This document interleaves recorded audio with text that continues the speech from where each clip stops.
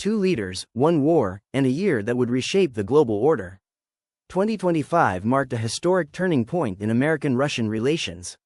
When Donald Trump returned to the presidency in January 2025, the world stage witnessed an unexpected diplomatic dance. During his campaign, President Trump had promised to end the Ukraine war within 24 hours. Reality would prove far more complex. February 12, 2025, was the day everything changed. Trump and Putin held their first official phone call since Russia's invasion of Ukraine. Lasting approximately 90 minutes, both sides characterized this conversation as productive. Trump announced on Truth Social that Ukraine, the Middle East, artificial intelligence, energy, and the strength of the dollar were among the many topics discussed. Financial markets responded immediately. The Moscow Stock Exchange surged over 6%, and the ruble gained 3.7% against the dollar. The world witnessed the beginning of a new era in American-Russian relations. August 15, 2025, was the historic day when Trump invited Putin to Elmendorf-Richardson Air Force Base in Alaska. This marked Putin's first visit to a Western nation since the 2022 invasion. Despite the International Criminal Court's warrant for Putin's arrest on war crimes charges, Trump proceeded with the invitation. The three-hour meeting failed to deliver the expected ceasefire agreement. While Trump claimed he always had a great relationship with Putin, results remained limited. Both leaders made only brief statements and departed without taking questions from the press. Putin spoke of meeting in a respectful and constructive atmosphere, while Trump remained unusually silent and never mentioned Ukraine once. Behind the scenes, however, reality was more complex. After the summit, Trump implied Ukraine would need to make territorial concessions. "We'll get some land back, we'll change some. There will be land swaps that benefit both sides," he said. This statement set off alarm bells in Ukraine and Europe.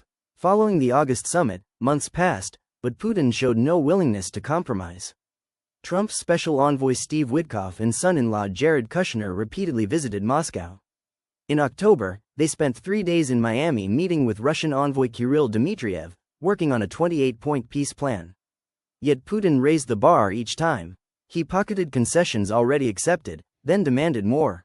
His most audacious request was for the Trump administration to pressure President Zelensky to surrender the portions of Donbass still under Ukrainian control. During this period, Trump's patience wore thin. In July, he used harsh language about Putin. "He's always been very nice to us, but that doesn't mean anything." He issued calls on social media, "Vladimir, stop.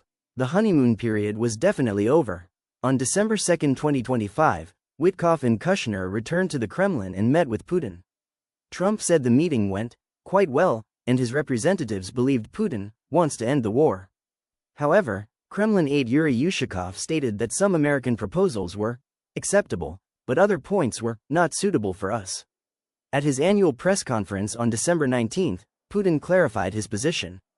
In an interview with NBC News, he said, "The ball is entirely in the West's court." He claimed they had reached agreements with Trump in Alaska, though which concessions were given remained unclear. Russia showed no flexibility on territory. It wanted all of Donetsk and Luhansk. Putin also made a surprising statement, saying he was willing to work with Britain, the US, and Europe, but it must be on equal terms, with mutual respect. The word respect formed the main theme throughout the press conference. In the second half of the year, Trump's approach changed noticeably. As Russia intensified air attacks on Ukraine, Trump adopted a tougher stance. He threatened heavy tariffs on India because India was a major buyer of Russian oil. He threatened secondary sanctions against Russia. In an analysis for Time magazine, former U.S. Ambassador to Russia Michael McFaul wrote that Trump's strategy wasn't working. "Rather than trying to change Putin's mind, we should focus on changing his capabilities," he said. He proposed more weapons for Ukraine and harsher sanctions on Russia. European leaders expressed deep concern about the Trump-Putin dialogue. Trump pressuring Zelensky to make territorial concessions crossed red lines in Europe. On December 20, the EU agreed to provide Ukraine with a €90 billion loan to finance its economic and military needs through 2027, even if frozen Russian assets couldn't be used. Trump's new national security strategy was welcomed by the Kremlin.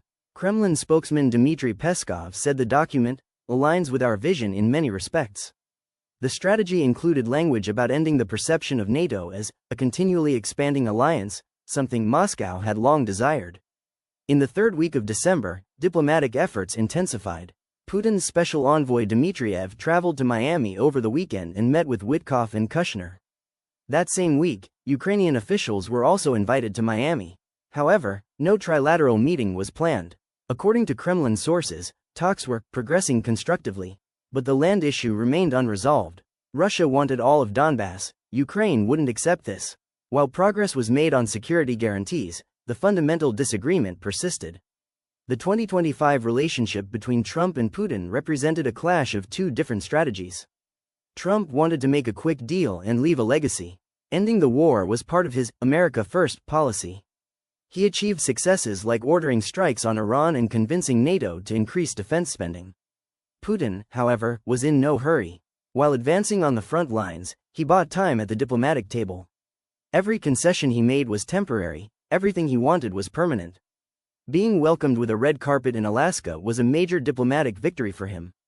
A leader who had been an international pariah for years was photographed with the US president on American soil. Experts agreed that Putin was completely untrustworthy. After each peace talk, he hardened his conditions. After each concession, he demanded more.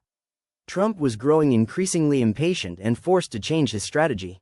As 2025 drew to a close, the Ukraine war continued. The war Trump would end in 24 hours had reached its first anniversary. Thousands of soldiers were losing their lives every week, millions of people remained displaced. The relationship between the two leaders had moved far from its initial hope. Trump now approached Putin more skeptically, while Putin continued to consolidate his position. Caught in between, Ukraine and Europe tried to protect their own interests in this great power game. What will happen in 2026? The end of this story hasn't been written yet. But one thing is certain. The relationship between Trump and Putin will continue to determine the course of world politics. And at this critical moment in history, the reality both leaders face is this. Peace is a far more complex process than just two people reaching an agreement. This analysis is based on news and reports published throughout 2025 by Wikipedia, CNN, NBC News, NPR, Washington Post, ABC News, Time, The Guardian, Al Jazeera, Chatham House, and Atlantic Council.